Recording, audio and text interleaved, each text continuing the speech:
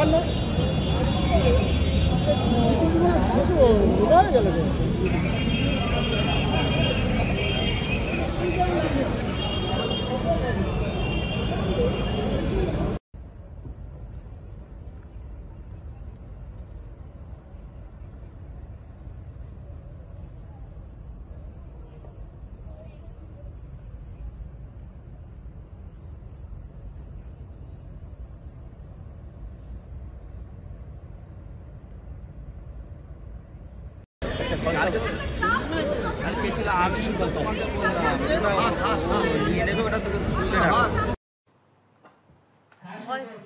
আচ্ছা, thank you. 4:45 থেকে প্রায় এখন 7টা বাজে, মানে 50-55 হবে, 5 মিনিট বাকি 7টা বাজে। আমরা 2 ঘন্টা 10 মিনিট অপেক্ষা করছি এবং হলের মধ্যে আমরা অপেক্ষা করছিলাম যে আমার ভাই বোনেদের, ডাক্তার ভাই বোনেদের যারা এসছেন এখানে, মানে আসতে বলা হয়েছিল, তাদের শুভবুদ্ধির উদয় হবে এবং তারা আসবেন মিটিংয়ে। এই মিটিংটা কিন্তু আমরা চিঠি দিয়েছিলাম প্রথমেই এবং ওনারা চিঠি রেসপন্ড করে আসবেন বলেছিলেন। সেই জন্যই কিন্তু মিটিংটা ব্যবস্থা করা হয়েছিল। আমার সাথে মিটিংয়ের চিফ সেক্রেটারি মনোজ পন্থ ছিলেন, হোম সেক্রেটারি নন্দিনী ছিলেন, আমার এমওএস চন্দ্রিমা ভট্টাচার্য ছিল এবং Rajiv Kumar DG West Bengal police ছিলেন। আমরা 2 ঘন্টা হয়ে যাওয়ার পরেও দেখলাম কোনো রেসপন্স নেই, তারা আসছেন না। তারা কি বলেছেন প্রেসকে? তারা যেটা বলছেন, প্রথমে ঢোকার আগেই আমরা বলেছিলাম ওপেন মাইন্ড নিয়ে আসুন, কোনো ডিম্যান্ডস বা কোনো পার্টিকুলার ইস্যু নয়, আপনারা আলোচনা করুন যেটা আলোচনা করতে চান, কিন্তু খোলা মনে। আপনাদেরও কোনো দড়ির বাঁধন নেই, আমাদেরও নেই। হয়তো কথা বলতে বলতে 5টা নতুন কথা আসতে পারে, 5টা নতুন কথা সংযোজন হতে পারে, 5টা পুরনো কথা ওখান থেকে চলে যেতে পারে। কথা বললে তবে সমস্যা যদি থাকে সমাধান হয়। এর আগেও আমি 2 দিন, গতকাল এবং গত পরশু, হায়েস্ট অথরিটি মানে চিফ মিনিস্টার বোঝায় অফ দ্য স্টেট, আমরা 2 দিন অপেক্ষা করেছিলাম আরও 2 ঘন্টা করে। ভেবেছিলাম তারা আসবেন, হয়তো আসতে পারেননি। যাই হোক, ওরা ছোট, আমাদের কাজ হচ্ছে তাদের আবেগকে মর্যাদা দিয়ে তাদের ক্ষমা করে দেওয়া। আমরা ক্ষমা করে দিয়েছি এবং আজকেও কিন্তু মনে রাখবেন, যখন তারা আমাদের চিঠি পাঠায়, চিঠি পাওয়ার পর আমাদের চিফ সেক্রেটারি একদম কারেক্টলি লিখেছিলেন যে ওপেন মিটিং ডেলিগেশন আসুক to ensure smooth functioning of the healthcare infrastructure in the state. The same cannot be in any manner contrary to the direction passed by the Honorable Supreme Court for resumption of work, as such direction bind the state. আপনারা জানেন অন্য সময় একবার আমি ওদের নিয়ে, ওরা যেটা বলছে ঠিকই বলছে, লাইভ স্ট্রিমিং করে দিয়েছিলাম, কিন্তু তখন আমাদের ওপর সুপ্রিম কোর্টের হাতে কেস ছিল না, বা কেসটা সিবিআইয়ের কাছে ছিল না, সিবিআইয়ের কাছে ছিল না, সেটা অন্য ঘটনা ছিল।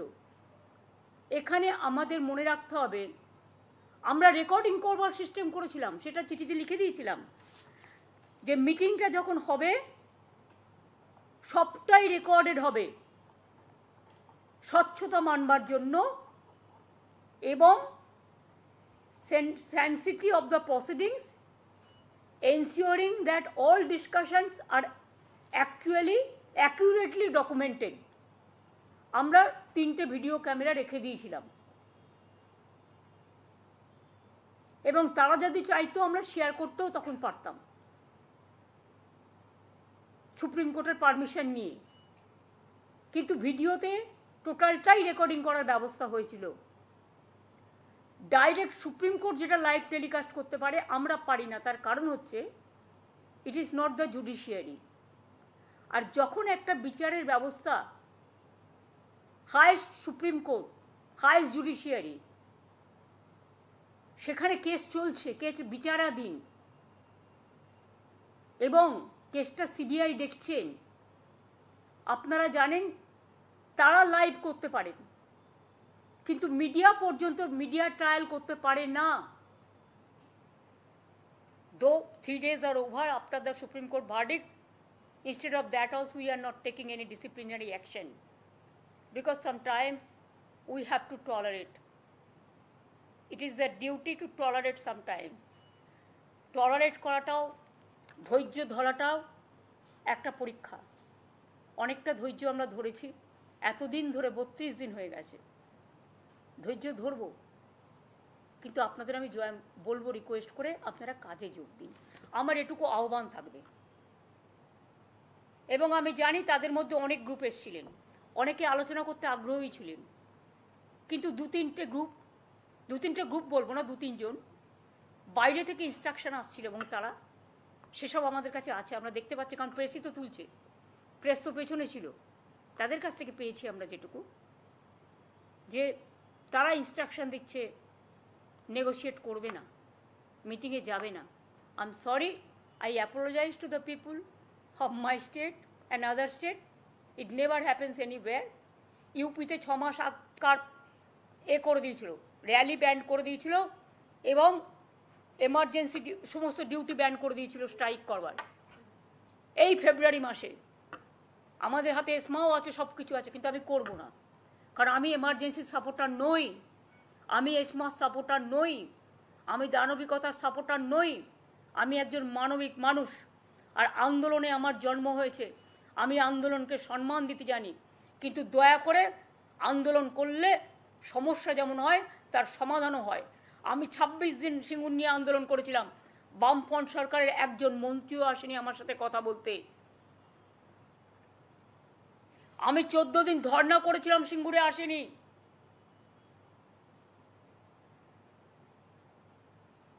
কিন্তু আমরা প্রথম দিন থেকেই চেষ্টা করে যাচ্ছি, উই ট্রাইড আওয়ার বেস্ট।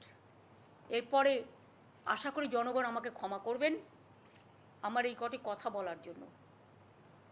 আমাদের নামে আমাকে অনেক অসম্মান করা হয়েছে, আমাদের সরকারকে, মামাটি মানুষের সরকারকে অনেক অসম্মান করা হয়েছে, অনেক অপমান করা হয়েছে, সোশ্যাল নেটওয়ার্কে অনেক ভুল বোঝাবুঝি হয়েছে, অনেক কুৎসা অপপ্রচার হয়েছে, যারা সাধারণ মানুষ জানতেন না যে এর মধ্যে একটা কালার আছে।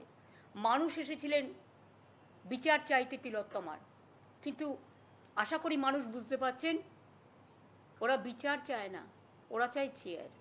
আমি মানুষের স্বার্থে এমনকি নিজে পদত্যাগ করতেও রাজি আছি, আমার মুখ্যমন্ত্রীর পদ চাই না, কিন্তু আমি চাই মানুষ বিচার পাক, তিলোত্তমা বিচার পাক, আর সাধারণ মানুষ চিকিৎসা পাক। আর তা না হলে কিন্তু আপনাদেরও যেমন আন্দোলন আছে, পরিবারগুলো যদি আমাদের কাছে কৈফিয়ত চাই, আমাদেরও তো কৈফিয়ত দিতে হবে, আমরা তার জন্য তৈরি থাকব। অনেক অনেক ধন্যবাদ, নমস্কার।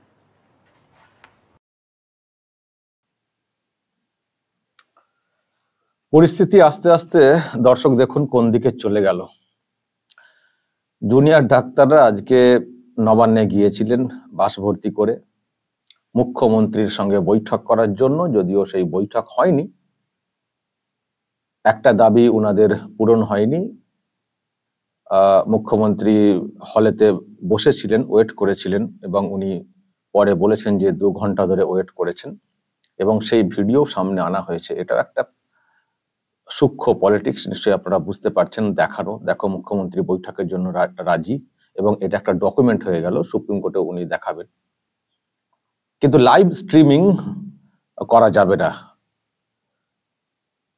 লাইভ স্ট্রিমিং হবে না, সেটা কিন্তু মুখ্য সচিবের তরফ থেকে জুনিয়র ডাক্তারদেরকে চিঠি করে জানিয়ে দেওয়া হয়েছিল। কিন্তু তবুও জুনিয়র ডাক্তাররা এসেছিলেন যে আমরা যাব, আমরা ওখানে গিয়ে বলবো লাইভ স্ট্রিমিং করতে হবে।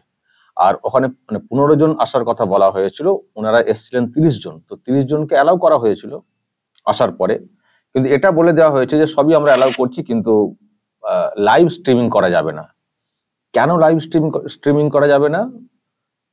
লাইভ স্ট্রিমিং না হলে আমরা বৈঠকে ঢুকবো না। তো সেই কারণে তারা বৈঠকে ঢোকেননি, বৈঠক হয়নি, বৈঠক ভেস্তে গেছে, মুখ্যমন্ত্রীও বেরিয়ে গেছেন। নবান্নের সামনে তারা এখনো আছেন। আমি যখন এই প্রোগ্রামটা করছি, এরপর কি হচ্ছে না হচ্ছে সেটা আপনারা নিশ্চয়ই মিডিয়াতে দেখবেন এবং আমি পরবর্তীকালে আপডেট দেব। কিন্তু এটা কি হলো? আচ্ছা, মুখ্যমন্ত্রী শেষে বললেন আমি পদত্যাগ করতে রাজি আছি মানুষের স্বার্থে। পদত্যাগ করতে আপনি কত রাজি আছেন সে আমাদের জানা আছে, ওসব আর বলে লাভ নেই। কিন্তু আলটিমেটলি জিনিসটা কি দাঁড়ালো? জুনিয়র ডাক্তাররা এই যেসব পদক্ষেপ গ্রহণ করলেন, নবান্নে বৈঠক করতে গেলেন, নবান্নে তো যাওয়ার কথা ছিল মুখ্যমন্ত্রীকে চেয়ার থেকে সরানোর জন্য। সেখানে আপনারা নবান্নে চলে গেছেন মুখ্যমন্ত্রীর সঙ্গে বৈঠক করতে, গোল টেবিল করতে। ওই যে গোল টেবিল দেখলেন না, রেডি ছিল, নিশ্চয়ই খাবার দাবারও রেডি ছিল। সেখানে চলে গেলেন মুখ্যমন্ত্রীর সঙ্গে বৈঠক করতে। যে মুখ্যমন্ত্রীর সম্পর্কে প্রশ্ন তৈরি হয়েছে যে আরজি করের যে ঘটনা ঘটেছে, সেই ঘটনার তথ্য প্রমাণ লোপাট এবং টোটালটাকে মিসগাইড করে দেওয়া, অন্যদিকে ঘুরিয়ে দেওয়ার ক্ষেত্রে মুখ্যমন্ত্রীর ভূমিকা নিয়েও প্রশ্ন রয়েছে। কারণ মুখ্যমন্ত্রীর সম্পর্কে তো প্রশ্ন তুলেছেন নির্যাতিতার পরিবারের লোকজনেরা, মা বাবা। সেই মুখ্যমন্ত্রীর সঙ্গে আপনারা বৈঠক করতে গেলেন। আমি দুদিন আগে একটা ভিডিও করেছিলাম যে হাই রে, মানে সেই মুখ্যমন্ত্রীর সঙ্গে এখন গোল টেবিলে বৈঠক করতে যাচ্ছেন। সেটা দেখে আপনারা কেউ কেউ কমেন্ট করেছিলেন যে কে বলেছেন ওনারা যাচ্ছেন মমতার সঙ্গে বৈঠক করতে।